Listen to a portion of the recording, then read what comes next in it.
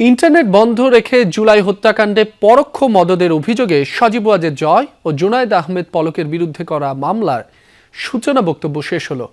25 ফেব্রুয়ারি মামলার সাক্ষ্য গ্রহণ শুরু হবে। এদিকে আওয়ামী লীগ সরকারের আমলে সংঘটিত শতাধিক গুম খুনের মামলায় সাক্ষ্য দেওয়া সাবেক সেনাপ্রধান ইকবাল করিম ভূঁইয়াকে আজ জেরা করেছেন জিয়াউল আহসানের আইনজীবীরা। জেরায় তিনি জানান, জিয়াউল আহসান সিরিয়াল কিলার ছিলেন, সে কারণে তাকে পদোন্নতি দিতে রাজি ছিলেন না ইকবাল করিম ভূঁইয়া, কিন্তু প্রমোশন বোর্ডের অধিকাংশ সদস্যরা তার পক্ষে ছিলেন। তিনি আরও জানান, সেনাবাহিনীর প্রমোশন বোর্ডে অধিকাংশ পদোন্নতি নিজেদের স্বার্থে দেয়া হতো। তাছাড়া বোর্ড সভায় লুকিয়ে সিনিয়রদের মেসেজ পাঠিয়ে জানানো হতো কে কার পক্ষে প্রমোশনের জন্য মতামত দিচ্ছেন। তার পরবর্তী জেরা 22 ফেব্রুয়ারি গেল 9 ফেব্রুয়ারি তার সাক্ষ্য গ্রহণ সম্পন্ন হয়। সেখানে আওয়ামী লীগের আমলে সেনা সদস্য ও র্যাবের গুম খুনের সংস্কৃতি তুলে ধরেন তিনি। এদিকে জুলাই হত্যাকাণ্ডে ওবায়দুল কাদেরের মামলায় প্রয়াত শরীফ ওসমান হাদির লিখিত জবানবন্দি সাক্ষ্য হিসেবে গ্রহণ করেছে ট্রাইব্যুনাল।